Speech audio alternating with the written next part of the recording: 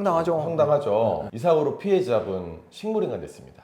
예, 뇌손상이 크게 오셔가지고 식물인간 됐고요. 당연히 이제 피해자가 중상이기 때문에 형사입건이 됐었습니다. 그런데 종합보험 담당자가 과실로 한 사건이니 고의를 한 것도 아니니 피해자 측에서는 뭐 만나기 싫다고 하니 일단 기다려보자.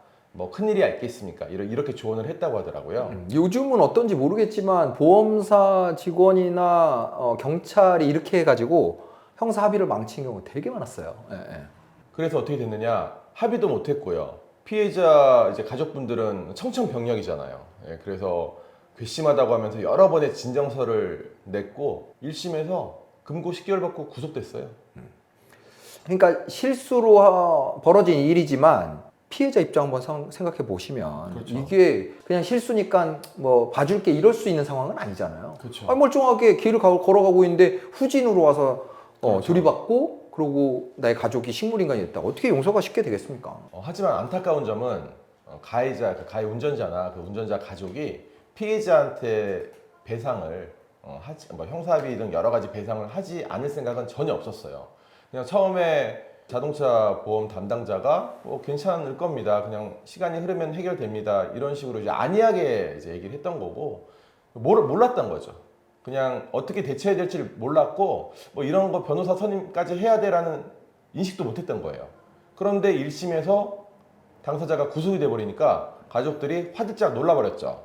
그러니까 여기서 다시 한번 말씀드리지만 교통사고 사건은 피고인을 그러니까 교통사고를 낸 사람을 뭐 강하게 처벌하겠다라는 식으로 진행하지는 않아요. 맞아요. 근데 중상해나 사망사고에서 합의를 위한 어떤 노력도 하지 않는다? 그럼 실형을 선고합니다. 네. 이 경우도 그 피해자 가족분들이 여러 번에 걸쳐서 가해자 가만히 있는다. 진정서 제출해서 강하게 처벌해달라. 그렇죠. 그런데 정작 가해 운전자 가족들은 피해자들이 그렇게 자기들을 처벌해달라고 자신을 처벌해달라고 진정서를 제출한 것 자체도 몰랐던 거예요. 그러니까 그게 아예 절차를 모르니까 변호인도 선임 안 하고 국선 변호사가 나중에 이제 네. 했죠. 나중에 국선 변호인 선정 신청을 해가지고 국선 변호사가 사건을 진행하면서 잘 사건이 어떻게 돼가고 있는지도 모르고 재판 2번 나간 다음에 구속된 거예요. 그렇죠. 네. 저희 사무실 찾아왔고 네. 이제 사실 굉장히 암담한 상황이었습니다. 네. 그러니까 이게 시간이 흐르면 흐를수록 피해자 입장에서 더 괘씸하게 생각이 드는 거거든요.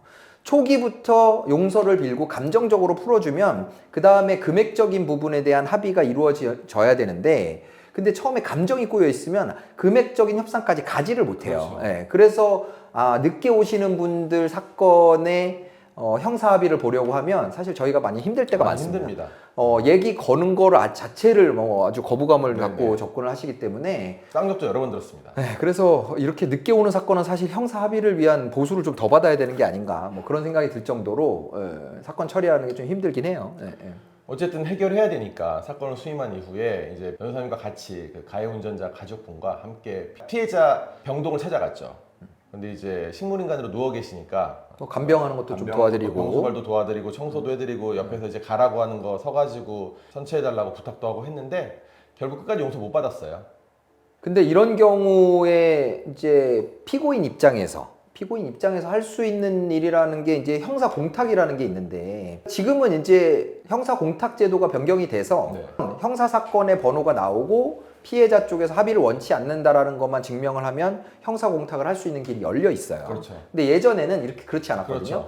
그렇죠. 형사 공탁을 하기 위해서는 반드시 피해자나 피해자 유족의 인적 사항이 필요했었고 맞아요. 그걸 얻기 위해서는 법원을 통해서 상대방의 의사를 물어보고 그 인적사항, 그러니까 판사의 재량이었습니다. 맞아요. 피해자한테 일단 의사를 물어보고 피해자가 싫다라고 하면 아예 안 주는 판사님도 그렇죠. 계셨었고 피해자가 너무 뭐 이제 과한 금액을 요구한다거나 아니면 피고인 쪽에 어떤 좀 딱한 사정이 있거나 노력이 보이면 그러면 판사가 재량으로 이제 인적사항을 내주기도 했었고요. 그래서 이 경우는 구치소에서 운전자 당사자가 사죄 편지와 반성문을 굉장히 많이 제출을 했고 그다음에 이제 변호사님이 이제 변호인 의견서를 통해서 딱한 사정에 대해서 이제 여러 번 피력을 했죠. 이제 이런 것들이 받아들여져 가지고 판사님이 결국에는 형사 공탁을 허가했습니다. 결국은 이제 그 인적 사항을 받았기 때문에 형사 공탁을 할 수가 있었고요. 5천만 원을 공탁한 다음에 벌금형으로 네. 벌금형으로 형이 바뀌어서 풀려 나올 수 있었던 그렇죠. 이제 그런 금고 사건. 처음에 1심에서 금고 10개월을 받고 인신 구속이 됐는데 3개월 후에 항소심에서 벌금 1,000만 원으로 감형이 됐습니다. 자, 여기서 중요한 교훈은 뭐냐? 어쨌든 3개월 동안 구치소에서 감금이 돼 있었단 그렇죠. 말이에요. 만약에 일찍 변호사를 선임하거나 아니면 일찍 피해자 유족들과 접촉을 시도해서 형사합의를 일찍 봤었다면, 자, 결국은 벌금 1,000만 원이잖아요. 네네. 그러면 검찰 단계에서 합의를 봤다면 재판도 받지 않고 약식으로 그냥 끝날 수 약식으로 끝날 수 있었던 사건이라는 거죠. 네. 근데 이걸 그냥 안일하게 뭐 피해자 쪽에서 아니면 시간이 가면 괜찮아질 거예요, 이런 보험사 직원의 한마디를 믿은 그 잘못으로 인해서 3개월 동안 감금이 돼 있는 그런 고초를 겪어야 됐던 네네. 거죠. 형사 합의를 보는 것도 너무 힘들었었고요. 네. 네. 이런 일들이 있기 때문에 수사 단계에서부터 변호사의 조력을 받을 수 있도록 보험 상품이 나온 거라고 보시면 돼요. 네네. 네, 네. 오늘 상담한 사건인데요. 뭐 이제 이 사건과는 별개의 사건인데 그분은 운전자범이 없으시더라고요. 그래서 제가 원래 없으셨냐, 운전자범 왜 가입이 안 돼 있으십니까? 여쭤봤더니 작년까지 있었는데 올해 1월에 갱신할 때 운전을 이렇게 오래 했는데 뭐 사고 안 나니까 괜찮지 않을까 해가지고 올해 갱신하지 않으셨다는 거예요. 그러다가 사고가 나버린 겁니다. 그래서 사람이 사망하는 사건을 일으키시고 지금 굉장히 몰려 있어요. 꼭 그렇게 돼요. 그죠? 네. 이제 좀 괜찮겠지라고 했을 때 뭔가 이제 내가 무장을 해제했을 때 뭔가 사고가 터지는 네. 거죠. 그 자기가 잘하는 길에서 사고 많이 난다고 하잖아요. 예, 그러니까 교통사고는 좀 이렇게 자만하지 마시고, 그다음에 운전자 보험 크게 비싸지 않지 않습니까? 반드시 가입하시고, 또 이런 유사한 이제 중상해 사건이나 교트 12대 중과실 사고를 본인이 일으켰으면 좀 반드시 전문가 상담을 받고 대처를 하시기를 권해드립니다.